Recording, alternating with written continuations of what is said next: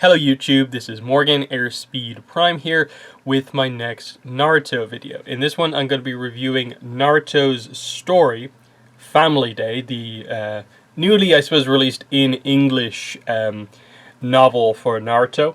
Viz recently I suppose released 3 of the novels after taking quite a break from their first run of doing some of the novels. So we've got Naruto's story, Family Day, reviewing today. Sasuke's story, Star Pupil, and also Shikamaru's story, Morning Cloud. So we're going to be reviewing all of these 3 over the coming days, but we're starting with Naruto's story because obviously this is adapted in the Boruto anime, so we have something to compare it to and so on. So I'll just quickly note that, obviously about 5-6 years ago, Viz did release some of the first Naruto novels in English, but they didn't release all of them, and they just stopped after a certain point. So we got Kakashi's story, Shikamaru's story, Sakura's story, the 2 Itachi novels, and then Sasuke's story, Sunrise. So some of these stories you'll be familiar with if you watched the end of Naruto Shippuden, in that I think Shikamaru's story, the 2 Itachi books, and the Sasuke book were all adapted in the section of the anime that happened after the final battle, basically the ending of the manga. But they didn't do, I think, Kakashi's story or Sakura's story, even though they're really good ideas of stories. They never released in English the Gaara book. They never released the novelization of the wedding arc, which is also covered in the anime. And there's also, I think, an Akatsuki novel as well that they didn't do. Similarly, this group of 3 books also had a 4th one, which was, I think it's like Konoha's story, but it's the one with Mirai, Kakashi, and Guy, which is, again, the Boruto anime covers in, I think it's like episode 100 to like 105 or something like that. But it's weird that they only did these ones and didn't do that one. So, some weird choices, and I think there's obviously 3 new books as well. Another sort of Naruto story, another Kakashi story, and another Sasuke story. So I'm wondering, will they eventually release them? Hopefully, because I'd like to see some of these other books get released. It's frustrating to have such large gaps between pretty good Naruto content that they're doing in the anime as adaptations, but they're not doing all of them. So anyway, let's get into talking about Naruto's story, Family Day. So this is just a light novel, and there's no, as you can see, it's just text. There's no visuals really in the book, outside of course, you get the cover image, which is pretty nice, has Boruto and Naruto. You get a sort of slightly different version of the cover here on the inside, and that's pretty much it. As you go through the content page and so on, you do get, like a list of characters and stuff like that. This is who the characters who are involved are, just in case you're not really familiar. A lot of kind of light novels do that sort of thing. Other than that, there's no visuals for this. But we do have the anime to go off. So, how is this book? And how does it differ or anything like that from the anime? So it's anime episode, Boruto anime episode 93, 94, and 95 are the adaptation of this book. It's the Parent and Child Day arc. Now, I think overall it's a good adaptation, but the anime doesn't adapt an entire section of the book. So this book is split into 4 sections. The first one is Naruto and Himawari. The second one, which they don't adapt in the anime, is actually Hinata, Hanabi, and Hiyashi. Again, Parent and Child Day. It's not just the Boruto kids and their parents who are the Naruto characters. It's also, referring to the other parent dynamics as well. So that's actually quite fun. Interesting why they specifically chose not to do that.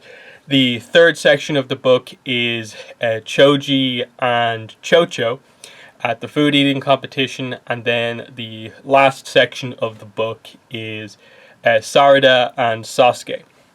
So the 3 episodes of the anime did section 1, 3, and 4, as well as adapting the interludes in between the parts, which are just the quick Shino moments of like, oh, Shino happened to get the toy that Himawari wanted, and here's Shino meeting Sasuke, at the end of his part.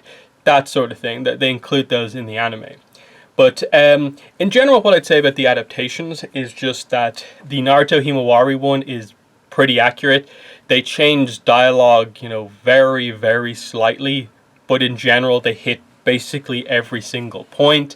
It's as you expect. It's Himawari wants to spend the day with Naruto. Naruto's really tired, but for Himawari, he pushes through it. He'll do anything he can to try and get Himawari the Kurama toy.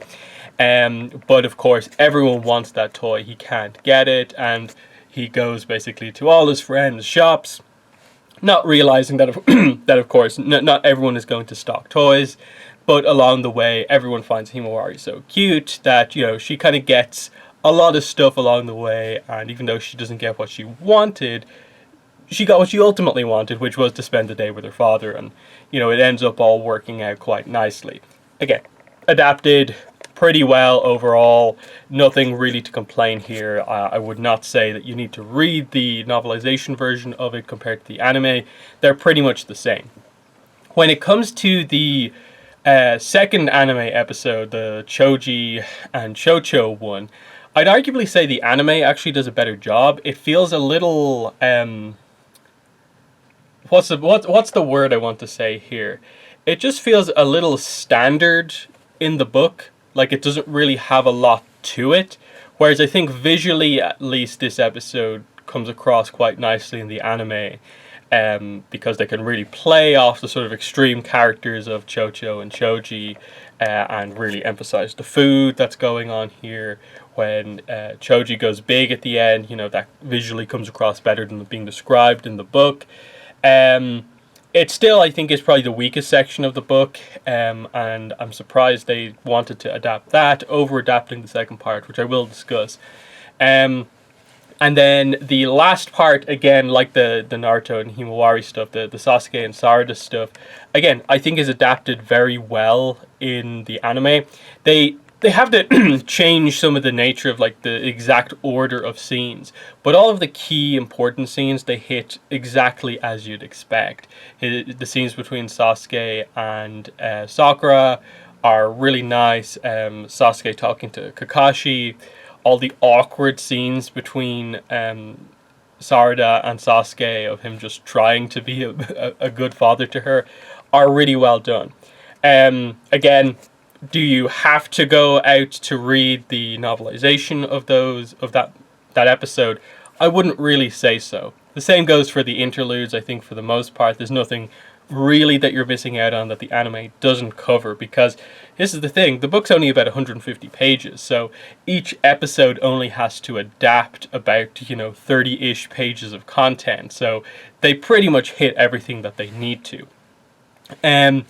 As for the other part, the exclusive part, I suppose, to the novelization, which they do cover sort of the setup for in the anime, which is that the reason Himawari is like sleeping at the door by the time Naruto comes home in that section of the book is because Hinata has gone to see her father because Hanabi contacted her to say that our father collapsed, and it's meant to be this really dramatic moment, but actually it's just Hiyashi making a big dramatic deal out of him sort of, fainting from the pain because he, pulled a muscle in his back, basically. He put his back out. So it's not super serious. He just wanted to see his daughters, but actually he really just wanted to see his grandchildren. He really wanted to see Boruto and Himawari. And of course, because Hinata is so, worried about her father, she just comes on her own. So you get that sort of disappointment. But the whole part 2 in the book ends up being this really cool, unique character dynamic of just getting to see Hinata, Hanabi, and Hiyashi just be the focus for this whole story here. As, they realize that, because, Hanabi basically says, he's starting to feel really old because every time you come over with the kids, you call him grandfather. That makes him feel old, and that he's kind of being forgotten a bit. And you get a bit more characterization from Hiyashi of just how much he's changed over the years, from how he was from when back in original Naruto when Hinata didn't have a good relationship with him versus now when he's the most doting grandfather you can imagine with Boruto and Himawari. That's all really, really good to see. And to see him then be like, oh, what sort of a present can I get for the kids that will like make them happy? And they're like, oh, with Boruto, I guess he's into those Ninja Extreme cards. And Hiyashi's like, oh, cool, I'll get him some of them. And he's like, oh, no, instead of just getting him like a pack or something like that, I want to make sure to give him the card of me. How highly rated am I in the card game? And Hanabi is revealed to actually collect the cards herself, and she's kind of like, your best card is just a rare, just a standard rare. It's not even like a super rare or a triple rare or anything like that. And he's really disappointed by this, and is like, oh, so to be impressive in the card game, to impress Boruto, I need to do something really, really notable. And so old man Hiyashi rushes down to Shikamaru to demand a mission to prove himself. And ultimately Shikamaru is like forced to give a mission to them. And obviously his daughters are like, okay, we have to go with him on this mission just to make sure he doesn't injure himself. So it's this really unique three-man cell of it's Hiyashi, Hanabi, and Hinata, with the idea that Hanabi is obviously an active shinobi. Hinata hasn't been active in the last few years because she's been focusing on her family.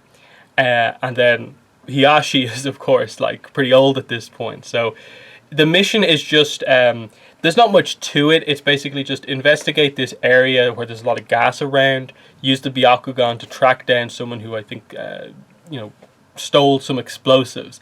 Now, the mission ends up being a little bit of a kind of just a mistake in communication. The company miscounted their explosives. None of them were actually stolen or anything like that, but it's all just to lead up to the fact of like Hiyashi rushes in, he finds someone who looks suspicious, does the whole 8 trigrams, 64 palms, takes out the guy, and that was actually the guy who gave them the mission in the first place. So he makes a big mistake, but shows that he's still got something left in him. It ends on this note. They go to the onsen together, and basically the last sort of major part of it is just that Hanabi and Hinata have a bit of a kind of argument with each other. Of like, Hanabi wants Hinata to move with the kids back into like the family home, the Hyuga family home, so they can be around Hiyashi more. And she sort of criticizes Naruto a little bit. They end up having like a sparring match to sort of decide what decision Hinata will make. And you think like, oh, Hinata hasn't been super active as a ninja recently.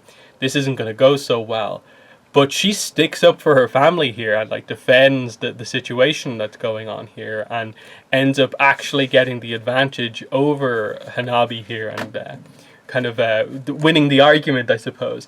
It's a really cool moment of just like a little fight between the sisters, and she gets to like defend, Naruto's not home because he's making a difference in the Leaf Village, being the Hokage, and I knew that this was the situation, and he still cares about the kids. We obviously still care about grandfather. It'll be fine going forward. And it just, I think, added a little bit more depth. It was one of the more kind of nuanced sections of the book, was this interesting section with Hinata, Hanabi, and Hiyashi. And I don't know, like, is the only reason they didn't adapt this is because it would have had to have been an entire episode that basically didn't feature, like, any of the kid characters. And it would have all been, like, adult characters at this point in Hanabi, Hinata, and Hiyashi.